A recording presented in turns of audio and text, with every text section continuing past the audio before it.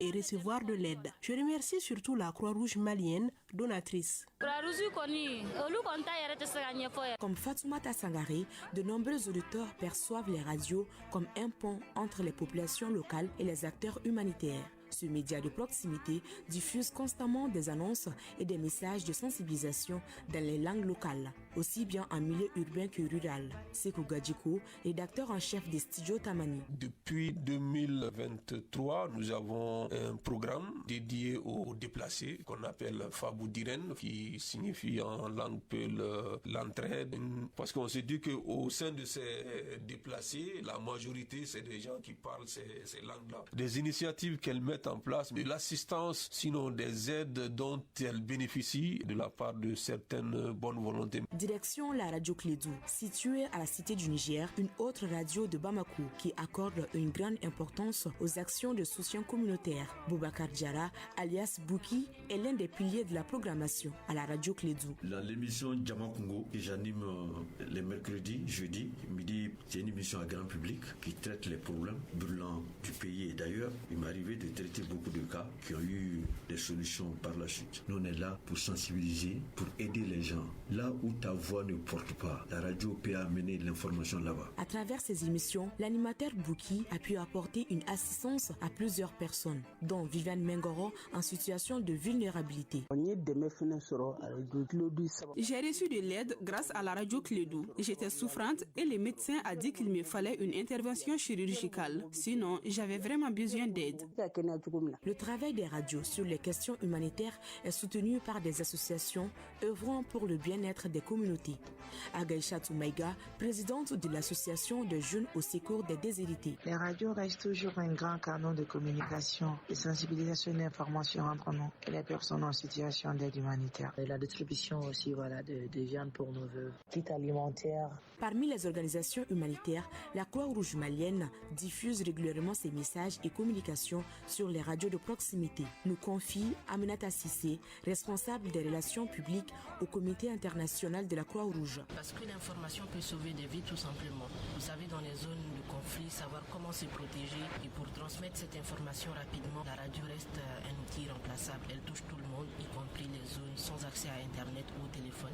Les radios ne sont donc pas de simples relais d'information. Elles sont actrices dans la vulgarisation des initiatives humanitaires. Elles mobilisent, sensibilisent et renforcent la voix des plus vulnérables. Oui, la distribution officielle de 22 000 tonnes de céréales à travers le monde est désormais lancée dans le cadre de ce vaste programme de lutte contre l'insécurité alimentaire. L'entretien de la 2 reçoit le ministre commissaire à la sécurité alimentaire. Nous vous proposons un extrait de cet entretien avec Redouane Ag Mohamed Ali au micro de Cheikh Oumar Kamara. Les 22 000 tonnes de céréales sont composées comme suite. Vous avez à peu près 19 000 tonnes de céréales qui vont être distribuées à travers l'ensemble des communes du Mali en fonction du degré de gravité de la situation sur place. L'ensemble des communes et des régions du Mali sont concernées. Ces opérations sont en cours. Elles ont été lancées par le président de la transition. Elles sont en train d'être concrétisées sur les terrains. Nous-mêmes, nous nous rendons sur le terrain dans les régions du Nord et du Centre pour procéder aux remises de ces stocks-là au gouverneur et de montrer par ces faits que l'ensemble des stocks annoncés sont déjà mobilisés sur les terrains. Le reliquat, c'est-à-dire 3000 à peu près 600 tonnes, sont réservés pour faire face à des situations qui n'ont pas été planifiées, liées aux inondations qui risquent de survenir vers la fin du mois d'août, depuis le mois de septembre, comme l'année dernière, et aussi pour faire face aussi à des besoins qui peuvent être liés à des conséquences d'insécurité, de déplacement des villages, des attaques. Et toutes ces questions, toutes ces situations font que le commissariat à la sécurité alimentaire intervient sur toute l'année à travers ces stocks-là. Voilà à suivre en intégralité tout à l'heure à partir de 12h30 sur la chaîne 2, une émission réalisée par Cheikh Oumar Kamara. Et c'est ce qui nous amène à l'actualité hors du Mali. À présent, le tour d'horizon de l'actualité internationale. Il est sur place, Jafar Cham. Jafar, bonjour. Bonjour Koumba, bonjour à tous. Jafar, au Gabon, polémique xénophobe autour du marché de Lambaréné. Le ministère des Affaires étrangères du Bénin exprime sa préoccupation concernant la situation de ses compatriotes à Lambaréné dans l'ouest du Gabon. Plusieurs commerçantes béninoises auraient été menacées après l'ouverture d'un nouveau marché municipal. Tout a commencé avec une vidéo à caractère xénophobe diffusée par une influenceuse dénonçant un prétendu favoritisme envers les vendeuses étrangères, notamment béninoises. La mairie de la localité assure que les commerçantes ont été relogées en priorité. Une délégation béninoise doit prochainement se rendre en place pour faire un état des lieux. Au Ghana, hommage national aux victimes du crash d'hélicoptère. Effectivement, le Ghana a observé un moment de recueillement hier en hommage aux victimes du crash d'hélicoptère survenu le 6 août. 8 personnes ont perdu la vie, dont 2 membres du gouvernement. La cérémonie présidée par le chef d'État John Dramani Mahama s'est déroulée dans une atmosphère chargée d'émotions. Le président a salué le service rendu par les disparus. Pour l'heure, les causes exactes du crash qui s'est produit dans la région d'Ashanti restent inconnues et une enquête est toujours en cours selon l'armée. En RDC, cette fois-ci, sanctions américaines et coopération régionale pour lutter contre le commerce illicite. Les États-Unis renforcent la pression sur la République démocratique du Congo. Washington vient d'imposer de nouvelles sanctions contre plusieurs groupes accusés de violence et de trafic de minerais dans l'est du pays, notamment dans la région de Rubaya. Ces sanctions visent l'ensemble de la chaîne du commerce illégal des groupes armés aux négociants et peuvent entraîner des poursuites judiciaires contre toute entreprise liée à ces acteurs. Par ailleurs, la RDC, les États-Unis et le Rwanda travaillent à un accord régional pour lutter contre ce commerce illicite avec pour objectif d'attirer les entreprises américaines dans le secteur minier congolais. À Gaza, multiplication des frappes israéliennes et hausse des victimes civiles. L'armée israélienne a intensifié ses opérations aux abords de Gaza-Ville, ciblant des infrastructures terroristes en surface et sous terre. Ces attaques répétées provoquent une hausse des victimes civiles, particulièrement parmi ceux qui tentent d'obtenir de l'aide humanitaire. Selon le Bureau des droits de l'homme de l'ONU, depuis fin mai, près de 1760 Palestiniens ont été tués, dont environ 1000 lors de distributions organisées par Gaza Humanitarian Foundation, un organisme critiqué pour sa gestion des secours. Cette situation suscite une vive indignation internationale. Combat, c'est ce qu'il fallait retenir de l'actualité internationale. Merci Jafar Chama pour ce tour. 12h10. Retour au Mali et direction le palais de la culture Amadou Hampâté-Bâ où s'est tenu le 10e prime de Maxi Vacances. Entre cris, applaudissements et chants, devant un public émerveillé, des candidats talentueux et inspirés ont livré un spectacle explosif. Revivons les moments forts avec Mohamed Bari. Pour ce deuxième prime, la salle Bazmana Sissoko du Palais de la Culture a vibré au rythme d'un public venu dans une grande euphorie, ponctué de cris, d'applaudissements et surtout de chants, soutenant les jeunes talents sur scène. Mariam Danyogo, participante. Je suis très heureuse d'être là à Maxi Vacances. Ça me permet de me détendre et de changer d'atmosphère. Je suis aussi là pour soutenir mon artiste Sirantou Diabaté. Je prie Dieu que Maxi Vacances soit perpétuel.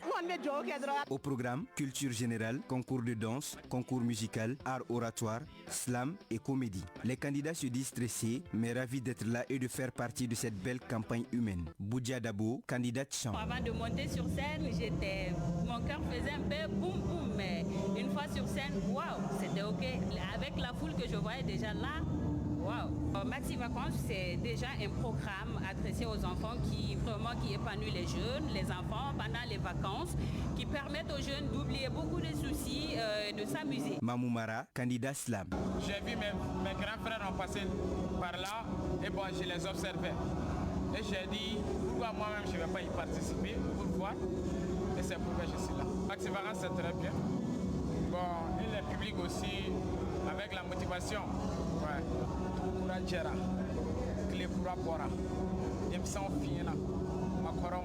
Pendant que le show battait son plein, un beau monde continuait d'arriver, enthousiaste, mais surtout curieux à l'idée de découvrir Maxi Vacances. Aminata Koulibaly, participante. Bon, je viens de la Côte d'Ivoire. C'est ma grande soeur qui m'a donné une carte pour dire si je pouvais venir assister à leur fête, mais je ne sais pas ce qu'elle fait au juste. Donc, j'ai décidé de venir surtout visiter le coin pour voir ce qu'il y a. Et je pense que dès la rentrée, je trouve l'ambiance déjà bonne. Surtout la rentrée. Je préfère mieux rentrer pour voir ce qui se passe à l'intérieur. La soirée s'est terminée sur une note musicale avec l'artiste Doul qui a mis tout le monde debout. Un deuxième prime réussi, promesse d'autres encore plus chauds, plus rythmés. De la culture en sport, l'actualité sportive, c'est juste après les jingles.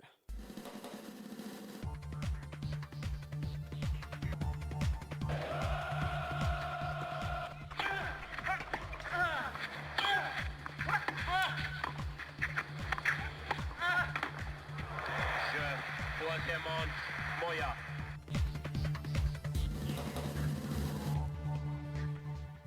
L'association Angabé Mayala a organisé une conférence de presse en prélude à une compétition sportive qu'elle met en place. L'objectif, rassembler la jeunesse de toutes les confessions religieuses autour du sport pour promouvoir la paix et les vivre ensemble. La rencontre s'est tenue au siège de l'association à Bangoni, Numumbuku, compte rendu Cheikh Oumar Kamara. Réunir les jeunes de toutes les confessions religieuses autour du sport pour renforcer la paix et les vivre ensemble, tel est l'objectif de cette compétition.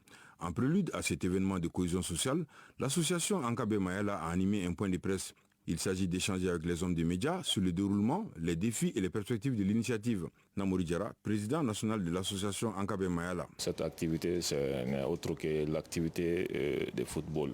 Une compétition à laquelle nous faisons appel à toutes les couches sociales de la société. Il y a eu seulement un petit changement conformément à la décision de notre pays. L'an passé, on a fait appel aux partis politiques également. Comme nous ne sommes plus en période de partis politiques, on a fait appel à la jeunesse à travers le Conseil national de la jeunesse. Nous appelons tout le monde au fair play. C'est ça l'objectif de Angabé Mayala. Des équipes issues des confessions religieuses, d'organisations de la société civile, des structures de jeunesse comme le CNJ, ainsi que du secteur culturel seront au rendez-vous de cette deuxième édition. Le moment fort de la cérémonie a été la remise des maillots aux deux équipes qui disputeront le match d'ouverture, à savoir l'équipe de l'église protestante et celle des traditionnalistes. Diara Timothée, représentant de l'équipe de l'église protestante. La compétition, c'est quelque chose, quand tu joues au foot, souvent tu t'énerves. Mais je demande à tout et chacun de rester calme. La compétition aussi, ça demande de l'effort de tout et chacun. Cette compétition se tiendra au stade de football Chérif Ousmane Madani Aïdara de Bankoni et la finale aura lieu le lundi 18 août 2025. Et en nouvelle, cette fois-ci,